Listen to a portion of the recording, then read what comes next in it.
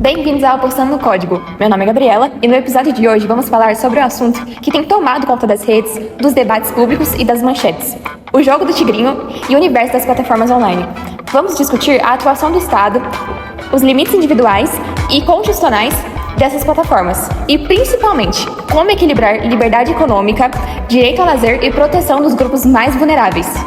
Exatamente, esse é um tema que abrange várias áreas, como saúde pública, economia, política e direito, e por isso a gente está aqui hoje para destrinchar esse assunto sobre várias perspectivas. Por isso, eu trouxe hoje um grupo de convidados que vai nos ajudar a entender esse assunto que está tão em voga ultimamente no Brasil. Meu nome é Geo Lucas e esse é o Apostando no Código.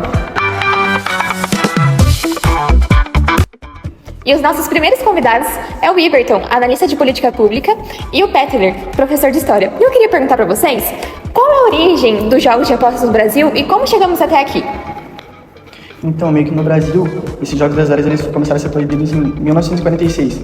Eles foram meio que decretados pela Lei 9.215, na era Dutra ali. Então, essa prática foi sendo empurrada para a ilegalidade, assim, então...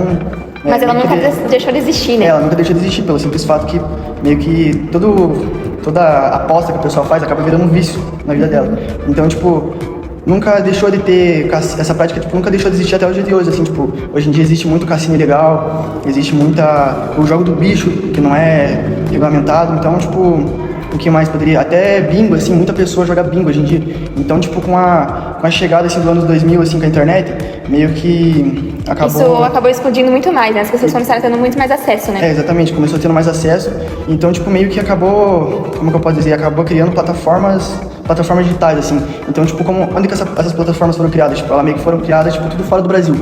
Então, meio que a lei brasileira não se aplicava a isso. Em 2016, uma empresa chamada PG Soft. Então, tipo, essa empresa, ela não foi criada, ela não é do Brasil, ela é de Malta. Então, tipo, meio que por aí que foi criada. Então, Dentro disso, quais as políticas que tornaram possível a regulamentação atual das bets no Brasil? Então, Jean, como o Peter falou, os jogos de azar eles foram proibidos no Brasil ali no ano de 1946 e desde então eles transitaram na ilegalidade. E em 2016, depois dos anos 2000 que teve essa explosão dos jogos na internet, viu-se a necessidade de ter essa regulamentação de fato, porque os jogos de azar eles são um mercado, ele é um mercado como qualquer outro. Só que ele precisa trazer segurança para o consumidor e também para não colocar em risco a estabilidade financeira do país e nem a qualidade de vida da sociedade. Então, em 2018, no governo Temer, é que a gente tem o primeiro passo para essa regulamentação das plataformas digitais. Só que ele deixou ali muito aberto, uma brecha muito grande. Então, desse salto de 2018 até 2023, no governo Lula, que de fato ele vai ter essa iniciação de regulamentação, de criar regras Eficazes, né? Isso, então eles colocam taxa que para a empresa ela ter o domínio dessas plataformas regulamentadas, eles têm que pagar 30 milhões, então é um valor muito alto porque é um mercado que movimenta muito dinheiro.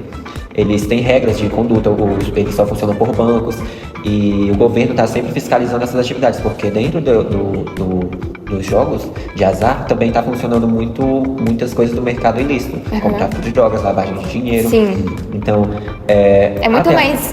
o governo tem investido muito nessas medidas desde 2023 para poder controlar esse mercado. Entendo. Que bom ele tem feito isso, né? Que veio de uma época totalmente desatualizada, totalmente despreparado e agora tem se preparado para isso que tem aumentado aqui no Brasil, né? Sim, então... Proteção.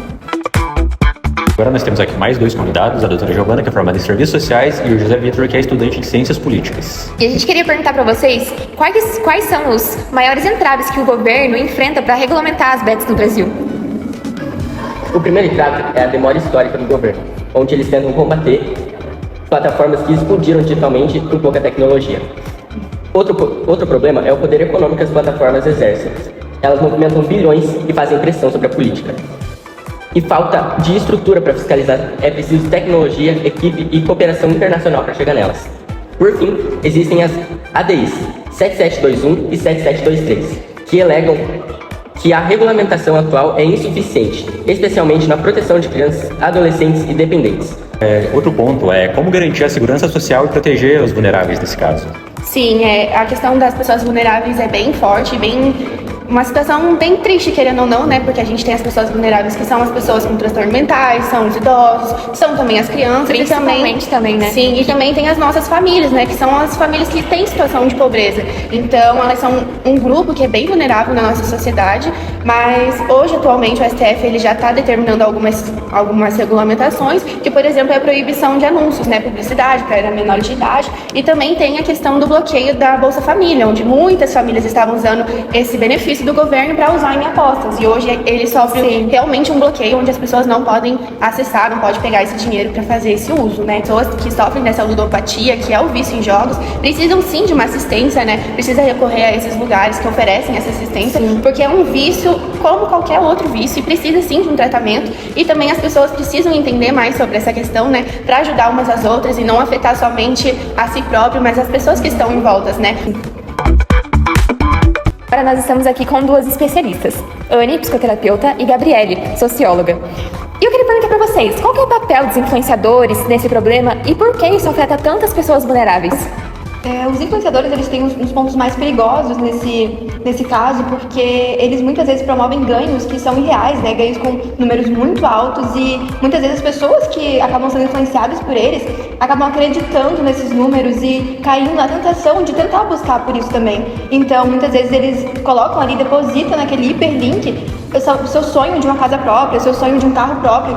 Então, isso é muito perigoso, porque eles muitas vezes não mostram as perdas deles. Então, eles acabam só influenciando eles a ganharem valores altos, né? E eles vão ali na sede de buscar mais e acabam sendo impactados com a perda dos seus ganhos. E isso acaba prejudicando muito o psicológico das pessoas que são influenciadas por eles. Sempre na mídia, sempre com muita exposição e todo mundo tem o acesso. Por outro lado, tem um crime organizado que age no submundo.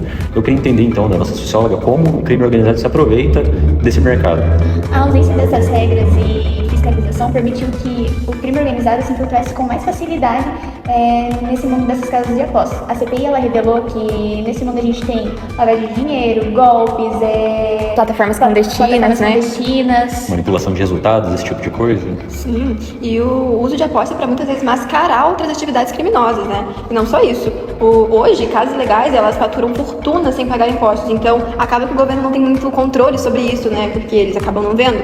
Então, enquanto o Estado não regulamentar e não trouxer realmente leis que parem essas casas ou que deem limites a essas casas, sempre haverá brechas para crimes organizados. Leis efetivas, né? Exatamente. Que realmente façam efeito, porque mesmo essas leis existindo, elas podem não fazer diferença nenhuma. Sim. E essa falta de regulamentação ou até essa falta de fiscalização acaba continuando e não muda em nada ter essa lei. Não só isso, né? Esse assunto tem que ser um assunto levado mais a sério nesse país, né? A gente viu uma falta de seriedade na última CPI que acabou deixando muitas pessoas envergonhadas, né? Sim. Então é um assunto que realmente deve ser tratado com mais seriedade, com mais... Sim. Que foi o caso da Virgínia, né? Sim, que ela exatamente. esteve lá e não foi levado nada a sério. Então, Sim, tipo... O assunto sério foi tratado como se fosse circo, até com senadores tietando, pedindo pra tirar foto, e no final das contas acabou tudo em palhaçada. Exatamente.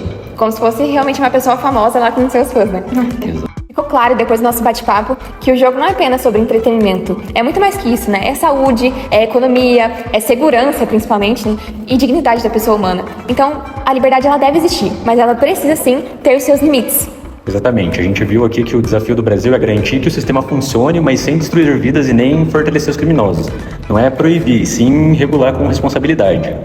E eu queria agradecer as nossas convidadas por terem participado e nos ajudarem a entender melhor esse assunto. Sim. E agradecer quem acompanha até a gente. Muito obrigado. Até o próximo episódio. Tchau, gente!